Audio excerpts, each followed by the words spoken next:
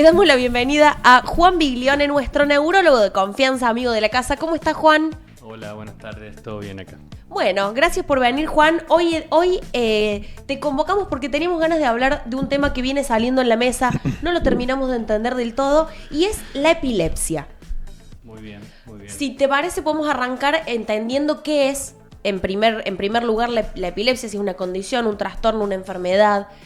¿Cómo viene la mano por ahí?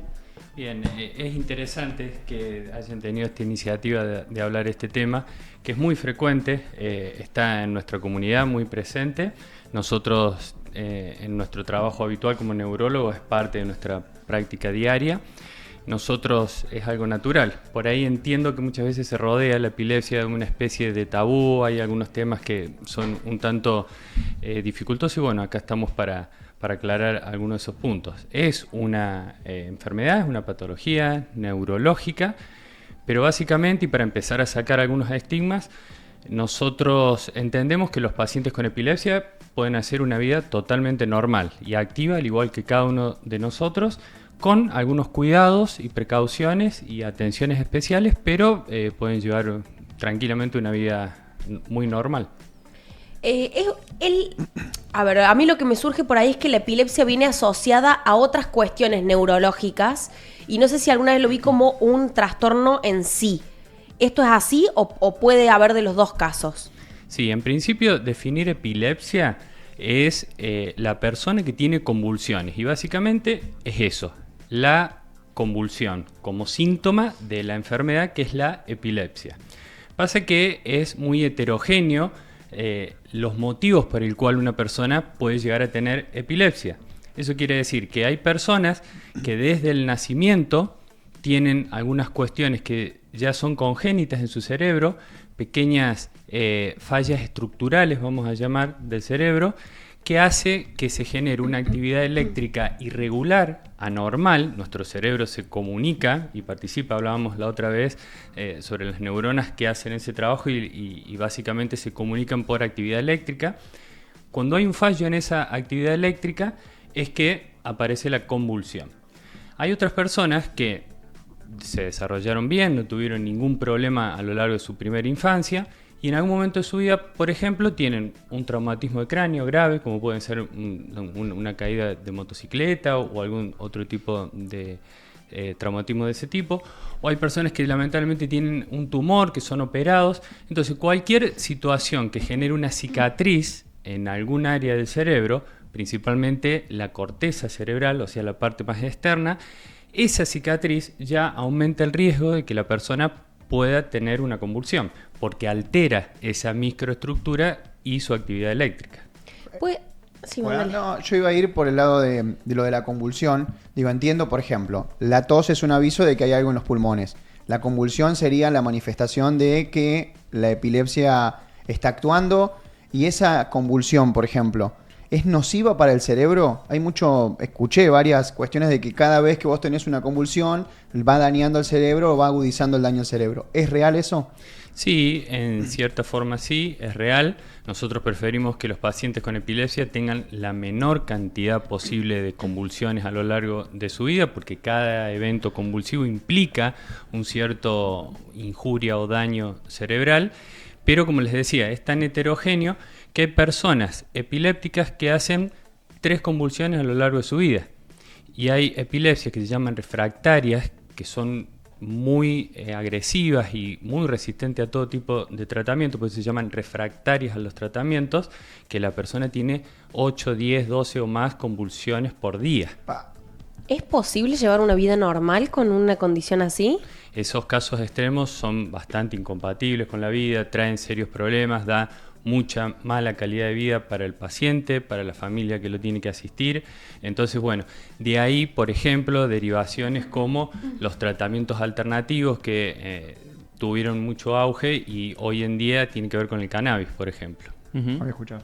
¿Lo has visto eso en consultorio, Juan? ¿O es como que más lo dejas para otro tipo de profesionales, el uso del cannabis medicinal en estos casos?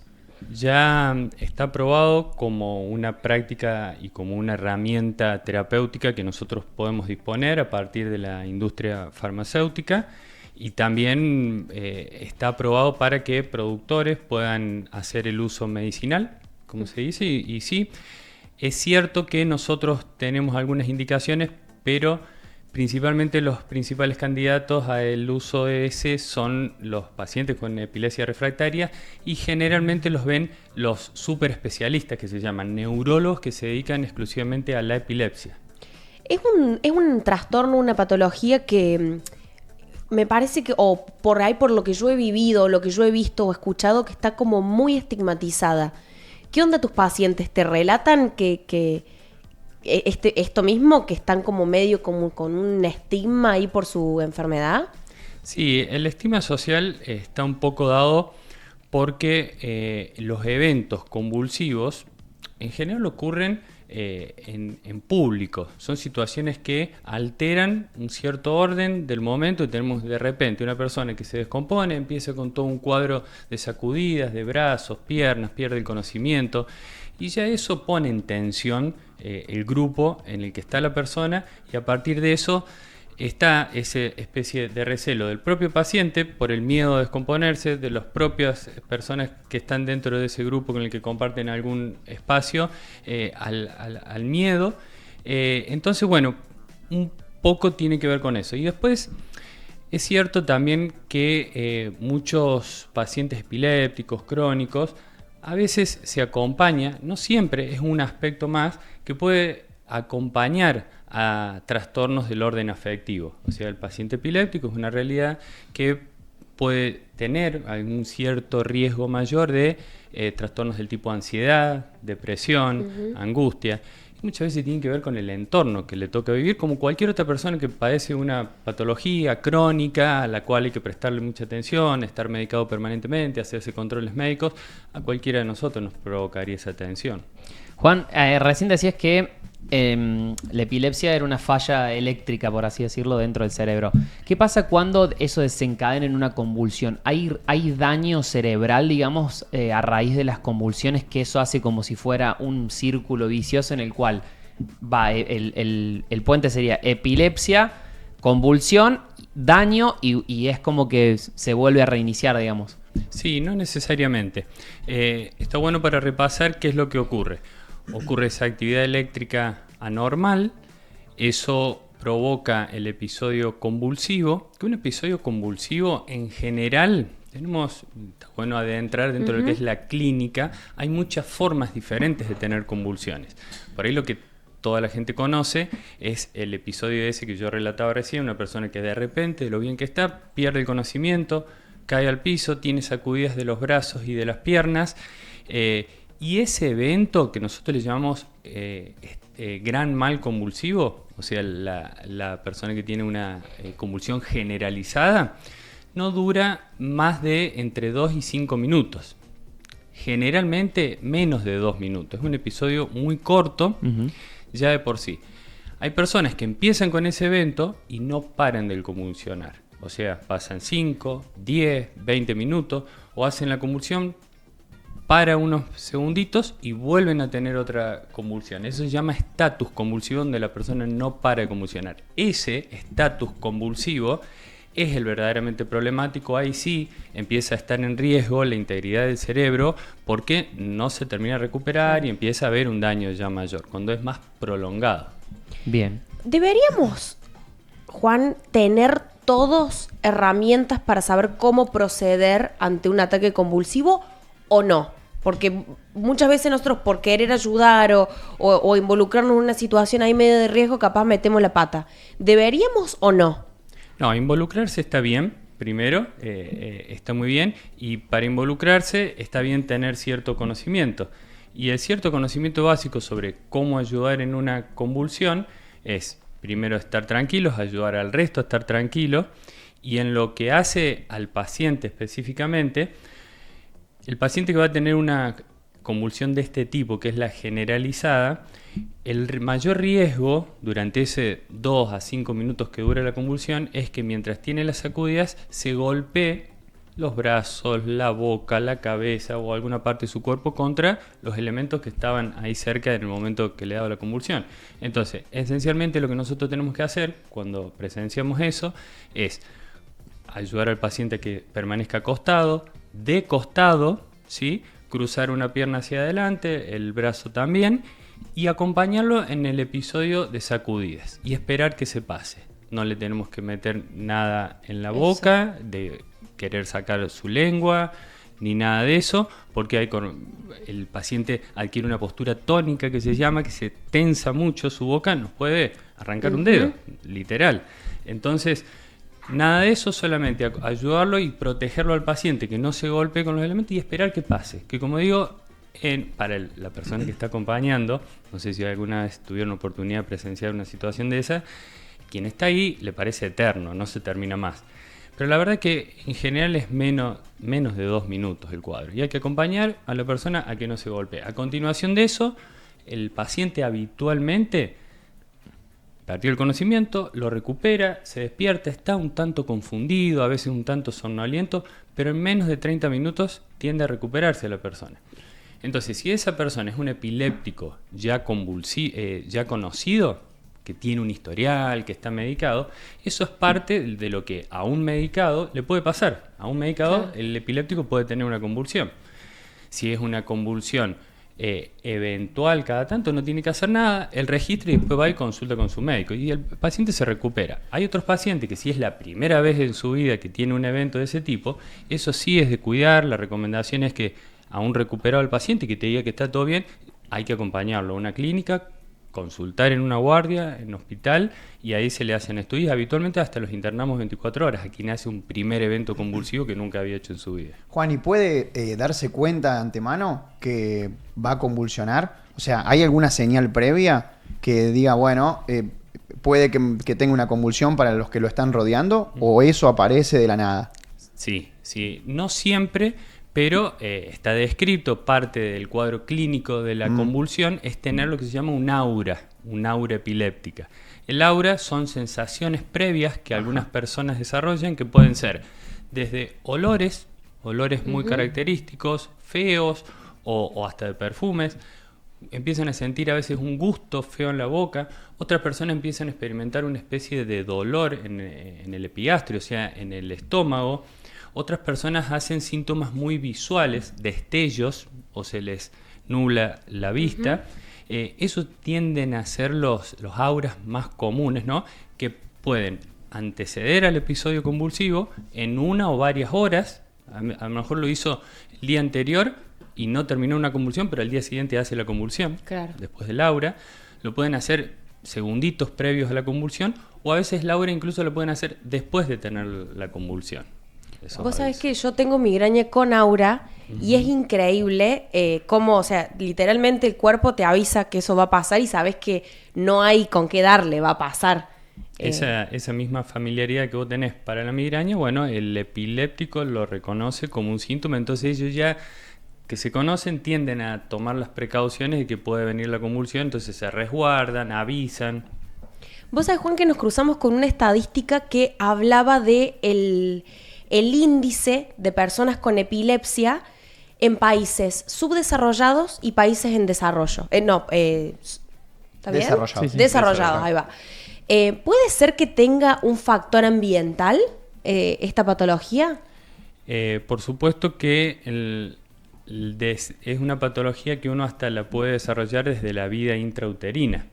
Entonces, las malas condiciones de embarazo, malas condiciones psicosociales que hacen al crecimiento de ese feto, ya puede determinar algunas alteraciones que pueden terminar en un mayor riesgo de tener epilepsia. Entonces, bueno, se refiere eso a las condiciones psicosociales desde el desarrollo primero de las personas, y ni hablar de que, como yo les decía, en países más empobrecidos están más expuestos a infecciones, sobre todo infecciones parasitarias. Muchas de los parásitos tienen su incidencia en el cerebro, entonces generan o dejan una lesión cerebral que después se termina convirtiendo en una cicatriz que puede hacer que la persona tenga convulsiones. Los países con menos desarrollo están más expuestos a esas condiciones también. Claro.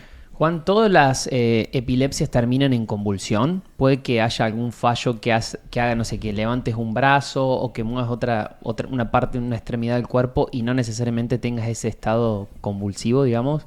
Bien, eso que vos estás diciendo es lo que decía al principio sobre la heterogeneidad de formas de tener convulsiones. Eso que yo describí es la crisis convulsiva que nosotros llamamos tónico-clónica generalizada.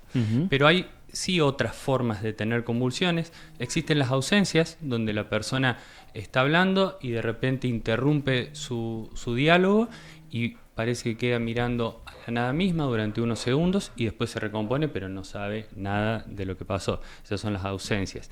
Después hay, nosotros llamamos crisis motoras parciales, lo que vos decías, la sacudida de un brazo o de una pierna o de una parte de la cara. Entonces son crisis parciales que le llamamos a esa, y no necesariamente la persona pierde el conocimiento, tiene un evento mayor.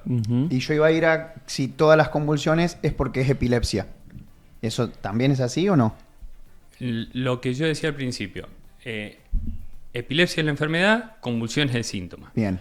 Pero, por ejemplo, si yo tengo un traumatismo de cráneo jugando al fútbol me caí, me golpeé la cabeza, puedo convulsionar en el momento, pero después me hacen los controles, mi cerebro no queda con ninguna cicatriz, fue el daño axonal difuso que se llama del momento, generó la convulsión, pero después nunca más en mi vida tengo una convulsión. Eso no me hace epiléptico. Claro, eso se ve mucho en los partidos de fútbol, a veces los choques de cabeza, algunos Exacto. convulsionan, los retiran de la cancha y no necesariamente epilepsia. Bien. Exacto. Buena Entonces data. no requieren un tratamiento crónico esas personas. A veces sí, le hacemos los controles, los medicamos inclusive con anticonvulsivantes durante 3 a 6 meses, a veces hasta un año, y después no es necesario hacer más ningún tratamiento. ¿Se cura, Juan? Sí, hay personas, nosotros tenemos pacientes que inician su epilepsia hay como 2 picos de inicio en que las personas sin ninguna lesión cerebral, sin que les haya pasado nada en su vida, pueden iniciar espontáneamente una epilepsia. Es en la niñez y adolescencia o los mayores de 60 años, ¿sí?